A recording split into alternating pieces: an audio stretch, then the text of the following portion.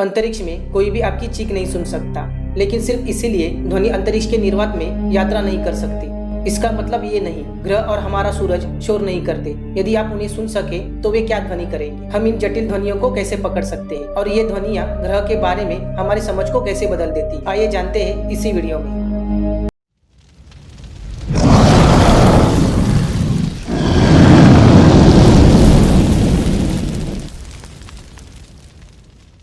ध्वनि कंपन वस्तुओं द्वारा निर्मित दबाव तरंगों का एक परिणाम है। आपके लिए ध्वनि सुनने के लिए अणुओं को उन कंपनों को उनके स्रोत से आपके कान के अंदर की बहुत छोटी हड्डियों तक ले जाने की आवश्यकता होती है। वहाँ उन्हें संकेतों में परिवर्तित किया जाता है और आपके दिमाग में भेजा जाता है। ध्वनि तरंगों की यात्रा करने के लिए हमेशा एक माध्यम की आवश्यकता होती है, जैसे हवा या पानी। अंतरिक्ष के निर्वात में इन कंपनों को ले जाने के लिए बहुत कम अणु होते हैं, लेकिन इसका मतलब ये नहीं ग्रह और हमारा सूरज आवाज नहीं कर रहे, उनके पास हम तक पहुंचने का कोई रास्ता नहीं। लेकिन अगर हम ग्रहों को सुन नहीं सकते तो ये रहस्यमय आवाजें क्या है जिन्हें नासा ने सार्वजनिक किया?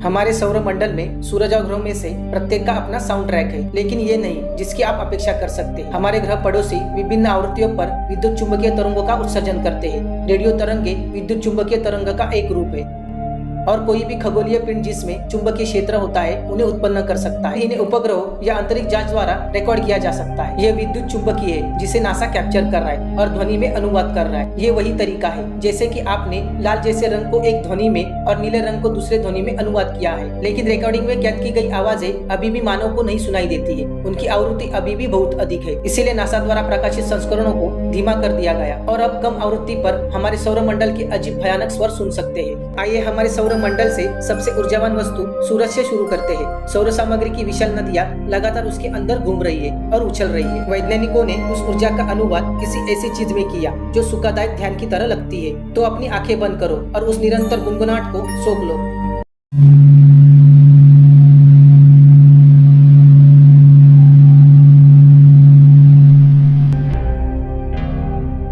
बुद्ध का एक भयानक स्वर है और ये थोड़ी मात्रा में क्रैकिंग के साथ शांत है। ये लगभग एक पहाड़ की चोटी पर बैठने जैसा है, निश्चित रूप से कुछ बहुत तेज हवा के साथ।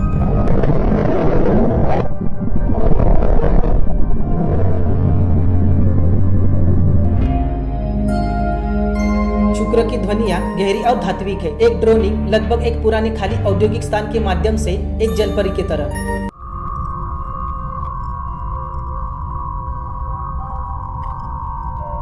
नासा के ध्रुवता रोवर के लिए धन्यवाद। हमारे पास मंगल की सतह से ध्वनियों की रिकॉर्डिंग है। इन रिकॉर्डिंग्स पर आप रोवर को इधर उधर चलते और लेजरों की शूटिंग करते हुए सुन सकते हैं। लेकिन मंगल ग्रह अंतरिक्ष से कैसा दिखता है? आप एक तेज गरजती हवा सुनेंगे, जैसे कि आप एक तूफान के दौरान एक आश्रय के अंदर में छिपे हुए थे।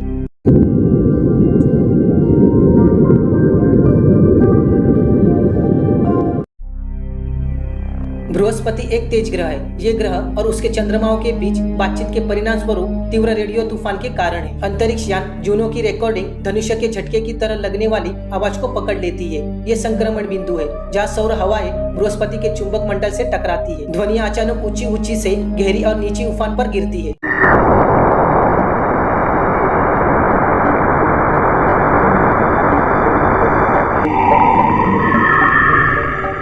ये भयानक शोर शनि का है। इसे कैसिनी अंतरिक्षयान द्वारा मापा गया था और यह एक रोबोट की तरह लगता है जो एक तूफान के दौरान पीड़ा में चिल्लाता है। यहाँ तक एक राग भी है जो अंदर और बाहर गिरता है। शनि एक विज्ञान कथा या हॉरर फिल्म के लिए एक उत्कृष्ट साउंड ट्रैक बना सकता है।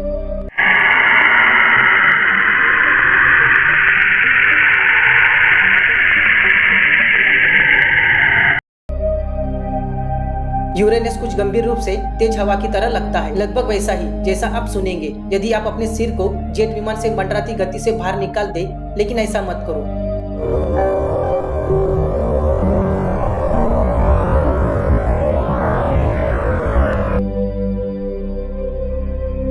हमारी ध्वनि यात्रा के अंत के करीब नेपच्यून अपने पड़ोसियों की तुलना में शांत है, लगभग उतना ही संतोषजनक जितना कि समुद्र को सुनना।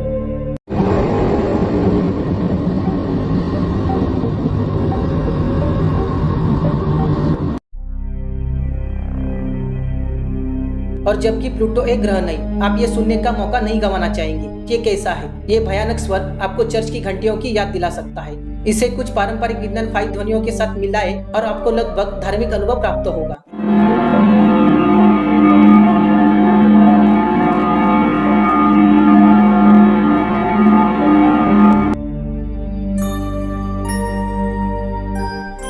पृथ्वी का क्या, आप पहले से ही जानते हैं इसकी सतह कैसी है, लेकिन ये अंतरिक्ष से कैसे आवाज करता है। पता चला पृथ्वी बहुत विकृत लगती है, लगभग रेडियो हस्तक्षेप की तरह, एक राजमार्ग पर गुजरने वाले कारों के समान हो सकते हैं।